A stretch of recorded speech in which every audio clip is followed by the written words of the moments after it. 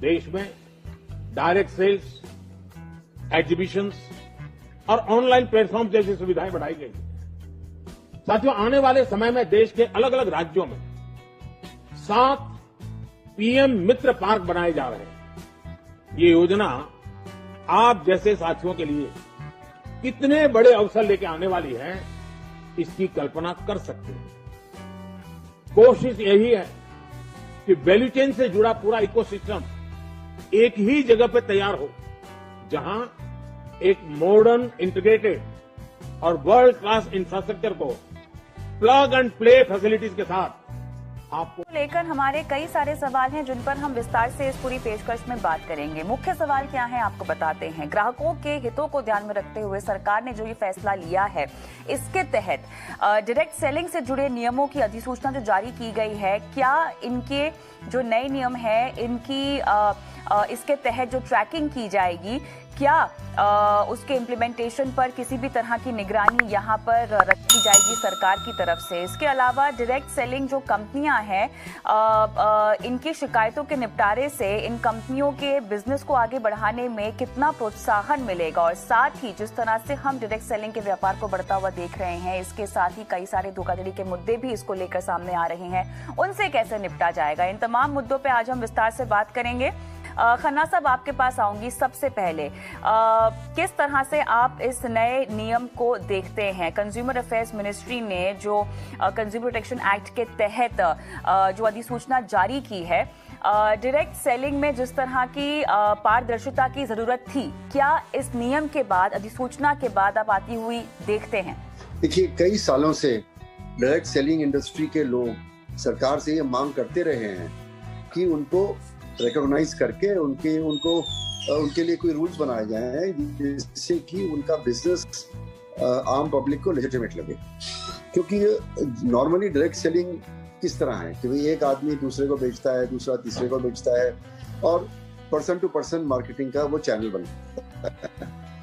और ये जो शोरूम्स और होलसेलर और रिटेलर के चैनल को अवॉइड करते हैं, तो ये इसमें पता नहीं लगता कि कौन आदमी किसके बिहाफ पे काम कर रहा है, और इसको शक की दृष्टि से भी देखा जाता है कुछ देशों में। तो इसलिए ये इंडस्ट्री मांग करती रही है कि डायरेक्ट सेलिंग इंडस्ट्री को रिकॉग्नाइज किया जाए और इसके काम को, जो इसका काम है, इसको प्रोत्साहित किया जाए। और वो ये चाहते थे कि इस तरह के रूल बने। और मैं सोचता हूँ कि जो लोग डायरेक्ट इंडस्ट्री में हैं, डायरेक्ट मार्केटर्स हैं, वो इनको इसका स्वागत करना चाहिए, और हम उपभोक्ताओं के बिहाफ पे इनका इस रूल्स का स्वागत करते हैं। जी चलिए, आप तो कह रहे हैं कि आप इन नियमों का स्वागत करते हैं, लेकिन सोनू शर्मा जी, अगर आप मुझे सुन सकते हैं, दर्शकों को हम बताना चाहते हैं विस्तार से कि ये नए नियम क्या है और किस तरह से एक्सेप्टेंस डायरेक्ट सेलिंग को लेकर इन अधिसूचना के बावजूद आप बढ़ती हुई देख रहे हैं। Great step by government of India, और ये ऑलरेडी बहुत पेंडिंग था बहुत सारे सालों से। अब जैसे ये रूल्स नोटिफिकेशन आए हैं, रूल्स के फॉर्म में कन्वर्ट हो जाएंगे, तो ये बहुत अच्छा स्टेप है और सारी अच्छी कंपनियों को उसको वेलकम करना चाहिए। लेकिन ये नए नियम क्या है? मेरा सवाल दरअसल आपसे ये था। बहरहाल आप खन्ना साहब, आप अगर विस्तार से नए नियम समझा सकें ताकि दर्शकों को भी पता हो कि डायरेक्ट सेलिंग को लेकर जिस अधिसूचना की हम बात कर रहे हैं, इसमें राज्यों के लिए क्या आदेश दिए गए हैं? ये रूल्स हैं जो कि कंज्यूमर प्रोटेक्शन एक्ट 2019 के तहत बनाए गए हैं। जो भी डायरेक्ट सेलिंग कंपनी होगी, जो इसकी परिभाषा में आती है, उसको ये मापदंड जो है वो क्रियान्वित करने पड़ेंगे कि क्या क्या वो कर सकते हैं, क्या क्या नहीं कर सकते हैं। जैसे कि उनको अपने जो ऑफिस है उसका एक चिन्ह देना पड़ेगा कि उनका जो हेड ऑफिस है, जो मेन प्लेस ऑफ बिजनेस है, वो क्या है, ताकि कोई उनसे कांटेक्ट करना चाहे तो वो कर सके। मोटी बात यह है कि इस इंडस्ट्री को ये कहा गया है कि आप पारदर्शी रूप से अपना काम करिए, और जो माल बेचते हैं उसके बारे में, माल के बारे में, उसकी गुणवत्ता के बारे में, उसके दाम के बारे में, उसके ब्रेकअप के बारे में, उसकी वारंटी के बारे में, उसकी गारंटीज के बारे में, वो सारी इंफॉर्मेशन कंज्यूमर को दें, जिसके बेसिस पर वो ये स्टडी कर सके और फिर वो खरीद सके। और अगर वो उसको कोई प्रॉब्लम लगती है, कोई शिकायत है, तो वो फिर आप शिकायत आपको करेगा, और आपको 48 घंटे में उसका शिकायत का एक्नॉलेजमेंट करना है और 1 महीने में उसका निपटारा करना है। तो कहने का मतलब यह है कि डायरेक्ट सेलिंग इंडस्ट्री का जो कंज्यूमर है, उसको कंज्यूमर कोर्ट्स में जाने की जरूरत नहीं है। वो इन्हीं को शिकायत करे, अगर वो निपटारा करते हैं ठीक है, नहीं तो वो कंज्यूमर कोर्ट में जा सकता है, या वो स्टेट गवर्नमेंट की जो अथॉरिटी है जो इसको मॉनिटर करेगी उसको शिकायत भी कर सकता है, उसके ध्यान में ला सकता है कि ये कंपनी, फलानी कंपनी ये कर रही है। तो मोटे रूप से जो अनुचित व्यापार प्रथाएं कानून में गिनाई गई हैं, उन प्रथाओं को ना किया जाए, इसके लिए एक स्टेप है और हम इसका स्वागत करते हैं। तो खन्ना साहब, आलोचित व्यापार प्रथाएं, इसके जो मामले सामने आए हैं वो कौन कौन से थे जिसके चलते इस तरह की अधिसूचना या नियम जारी करने की जरूरत पड़ी? देखिए, अनफेयर ट्रेड प्रैक्टिसेस या अनुचित व्यापार प्रथाएं जो हैं वो कानून में परिभाषित है, कंज्यूमर प्रोटेक्शन एक्ट में, और वो हर बिजनेसमैन पे लागू होती है हिंदुस्तान में, और अब से नहीं, 1986 से लागू होती हैं, और उससे पहले 1984 में MRTP एक्ट में उसको डाला गया था सच्चर कमेटी के रिकमेंडेशंस के अनुरूप। तो अगर आप कोई कंपनी किसी ग्राहक को किसी भी रूप में गुमराह करती है, प्रोडक्ट की गुणवत्ता के बारे में, सर्विस की गुणवत्ता के बारे में, उसकी एफिशिएंसी के बारे में, उसकी लाइफ, अपना कितनी लाइफ है उसके बारे में, उसकी क्वालिटी के बारे में, उसके कैरेक्टरिस्टिक के बारे में कोई भी चीज। दोस्तों, अगर आप एक नेटवर्कर हैं और नेटवर्क मार्केटिंग बिजनेस में काम करते हैं तो आज आपको बहुत खुशी मिलने वाली है इस वीडियो को देखने के बाद। भारत सरकार ने एक ऐसा अनाउंसमेंट किया है जिसका आप बरसों से इंतजार कर रहे थे। वो चीज़ फाइनल 2024 में आ गई, जिस इंडस्ट्री के बारे में लोग बात नहीं करना चाहते थे, नाम लेना भी नहीं चाहते थे, नाम लेने से डरते थे कि लोग क्या कहेंगे। उसी इंडस्ट्री का भारत सरकार ने गाइडलाइन जारी कर दिया है कि आप कह रहे हो जी ये लाल रंग है और आपने भेज दिया नीला, तो वो भी भ्रामक माना जाएगा।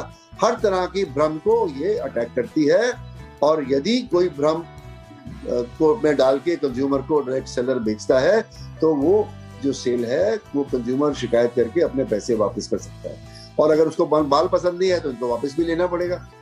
तो ये एक तरह का इस तरह के रेगुलेशंस हैं जिससे कि अगर ग्राहक खुश तो सब खुश, और ग्राहक शिकायत करेगा तो उसकी शिकायत की भरपाई इनको करनी पड़ेगी। तो हम इस रूल्स का स्वागत करते हैं, और ये इस इंडस्ट्री को और इसके B2C से जो रिलेशनशिप्स हैं उनको अच्छा बनाएंगे, ऐसा मेरा मानना है।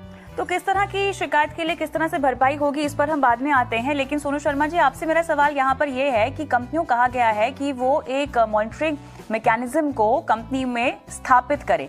ये किस तरह के मैकेनिज्म की बात हो रही है, किस तरह से इसको स्थापित किया जाएगा, इसकी ट्रैकिंग कैसे की जाएगी? कंपनी के लेवल पर अगर मैं समझना चाहूँ तो जिम्मेदारी इस अधिसूचना के बाद कितनी बढ़ गई है ताकि पारदर्शिता मेंटेन की जाए? क्या प्रॉब्लम ये है मैम कि जितने भी लोग डायरेक्ट सेलिंग के नाम पर मनी सर्कुलेशन चला रहे हैं, ये एक्ट बेसिकली उन पे लागू होता है।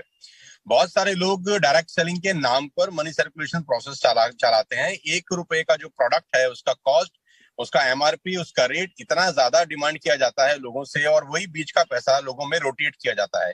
सबसे बड़ा उसके अंदर ये है कि रिक्रूटमेंट बेस्ड जो इंसेंटिव दिए जाते हैं कंपनीज के द्वारा, उसको रोका जाए। सिर्फ रिक्रूटमेंट बेस्ड पैसा दिया जा रहा है जो मनी सर्कुलेशन एक्ट के अंदर भी इलीगल है।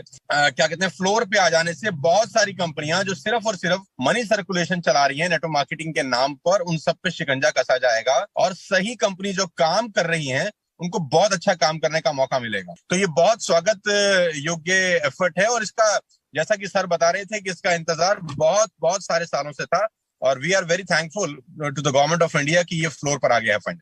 तो सोनू शर्मा जी, ये जो बिजनेस है ये कितना बड़ा है? और आपने यहाँ पे जिक्र किया पिरामिड और मनी सर्कुलेशन स्कीम्स का, जो कि डायरेक्ट सेलिंग कंपनीज कुछ चला भी रही थी। अब इस अधिसूचना के बाद इस तरह की चीजों पर, इन तरह के मामलों पर किस हद तक रोक लगेगी? इंडस्ट्री के विस्तार को लेकर ये कितना बड़ा कदम है? अभी फिलहाल अगर हम देखें तो मार्केट कैप के लिहाज से इन कंपनीज का कितना प्रपोर्शन है, और कितनी जरूरत थी इस तरह की अधिसूचना की, ताकि ग्राहकों को ये समझ में आए कि उनकी हितों का ख्याल रखने के लिए कोई ना कोई है, एक बॉडी है जो जिम्मेदारी लेती है, और आप अपनी शिकायत भी उन तक पहुंचा सकते हैं।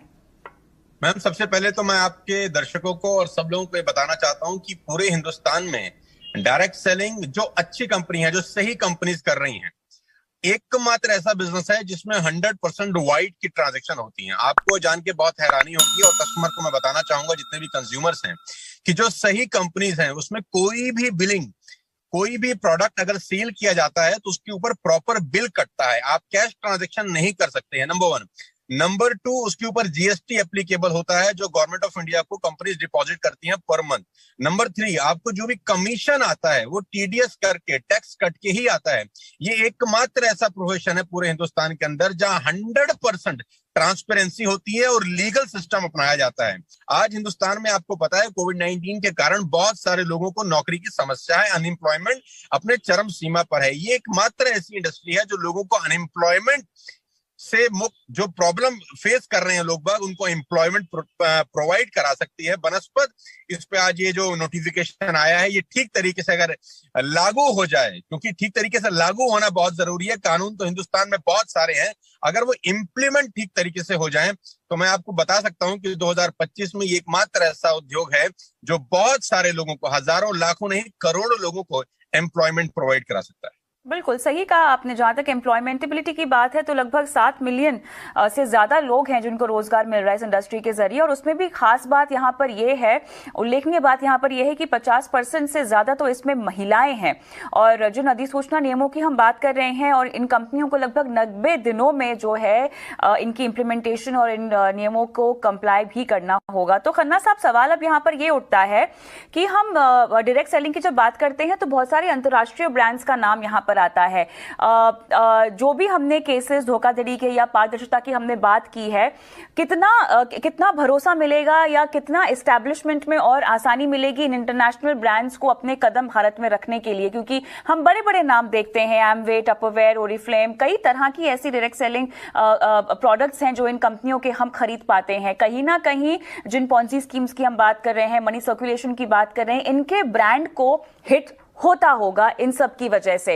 अब ये ब्रांड्स किस तरह से स्टैंड आउट करेंगे?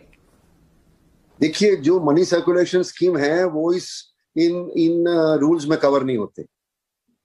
तो कोई मनी सर्कुलेशन स्कीम अपने आप को डायरेक्ट सेलर कह के अपना काम नहीं कर सकता। ये एक इसकी इन रूल्स का एक फायदा होगा। उससे क्या होगा कि जो ये नंबर 2 का काम कर रहे हैं उनको पारदर्शिता अपनानी पड़ेगी और उसमें वो पकड़े जाएंगे। और इसका मतलब यह है कि जो नंबर 2 का काम करने वाले हैं उनके लिए मुश्किल हो जाएगा डायरेक्ट सेलिंग से अपने बिजनेस को बढ़ाना, क्योंकि